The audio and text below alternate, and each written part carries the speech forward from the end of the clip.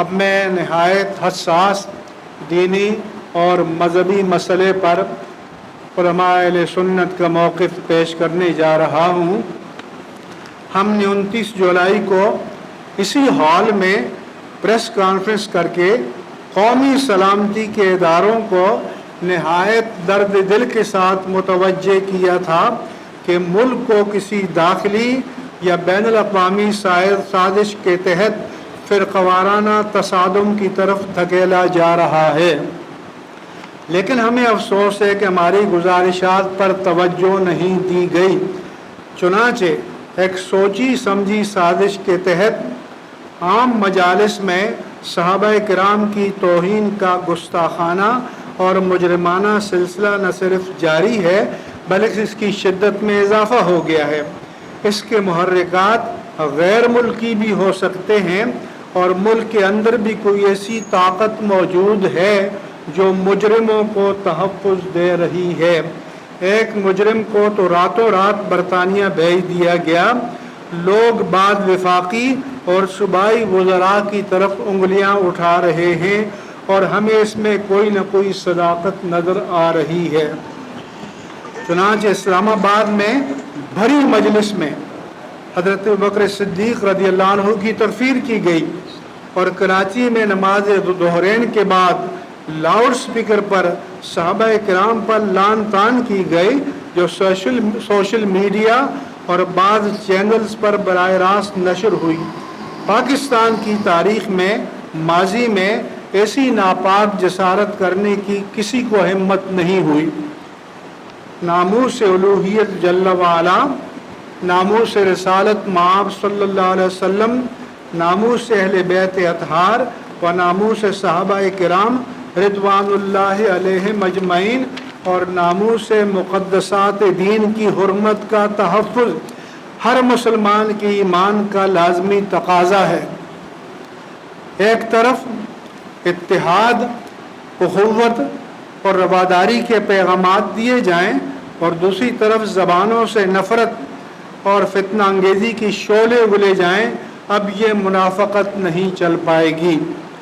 وزیر اعظم کی ذمہ داری ہے کہ اپنی صفوں کا جائزہ لیں اور پتہ چلائیں کہ ملک کو فرقہ واریت کی آگ میں جھونکنے کے لیے حکومت کی صفوں میں موجود کون سے عناصر مصروف عمل ہیں۔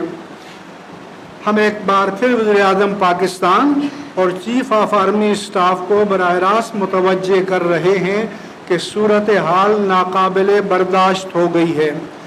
اگر فوری تدارک نہ کیا گیا تو ہم پہلے مرحلے پر کراچی میں تاریخ پاکستان کی سب سے بڑی پرامن ریلی کا اہتمام کریں گے اور اس کے بعد آئندہ لائحہ عمل کے بارے میں اتفاق رائے سے فیصلہ کیا جائے گا انشاءاللہ تعالی۔ اب ہماری خواہش ہے کہ سیاسی اور دفاعی قیادت ایکشن میں آئے اور اس کے اقدامات ہر ایک کو نظر آئیں۔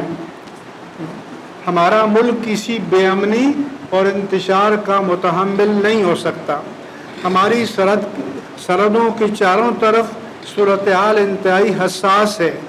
جب پرامن رویوں کو نظر انداز کر دیا جائے، امن پسندی کو کمزوری سمجھا جائے تو پھر لوگوں کے پاس احتجاج کے لیے سڑکوں پر آنے کے سوا کوئی چارہ نہیں رہتا۔ ہم نہیں چاہتے کہ ملک دشمن قوتیں اور سیاسی عناصر اس مذہبی بے چینی سے فائدہ اٹھا کر اسے اپنے حق میں استعمال کریں۔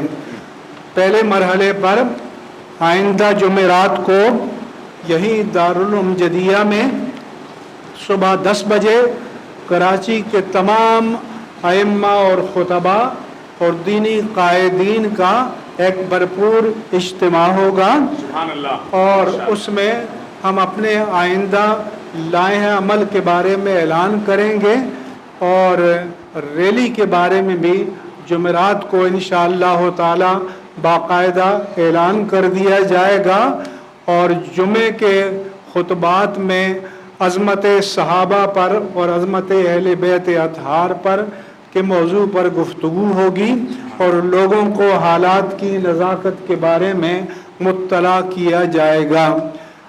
میری میڈیا کے دوستوں سے अपील है कि हमारी आवाज़ को कौम तक पहुँचाएँ, हुकूमत तक पहुँचाएँ, बासर हलकों तक पहुँचाएँ, ताकि कल अगर खुदा न ख्वास्ता कोई नाखुशगवार सूरत हाल रूनमा हो तो कोई ये न कह सके कि हमें ख़बरदार नहीं किया गया था।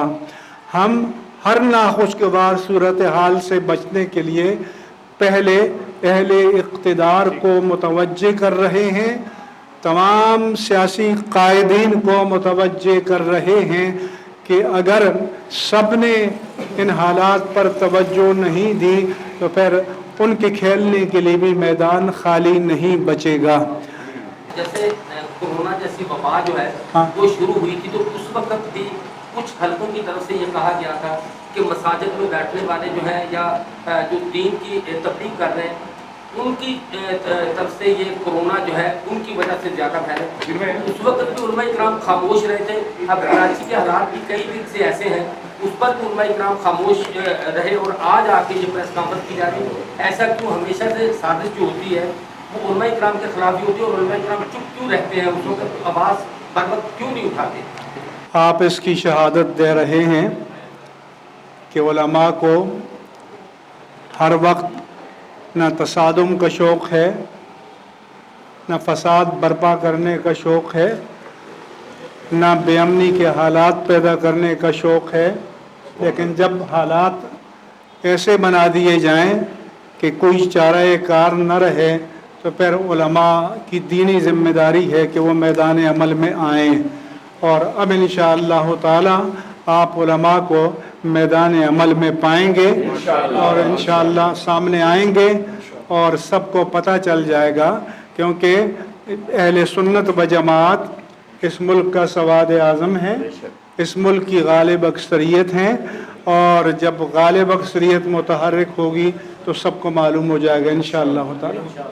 ये बताएं मुक़्तद के उलमा की आगाह मौजूद है, पाकिस्तान का बयानिया आ चुका, उसके आपको दस्तखत है सभी उलमा के, उसके बावजूद दर्जनों एफआईआरें हाल ही में हो चुकी हैं, फिर भी ये मामला बढ़ते जा रहे हैं, तो तदारुक कैसे होगा? तदारुक ये होगा कि जिन जिन हज़रात ने, जिन जिन लोगों ने सहाबाए किराम की शान में अलानिया गुस्ताखी की है और फ़िरक़ा वाराना मुनाफरत पैदा करने का सबब बने हैं, उनको कानून की गिरफ्त में लिया जाए।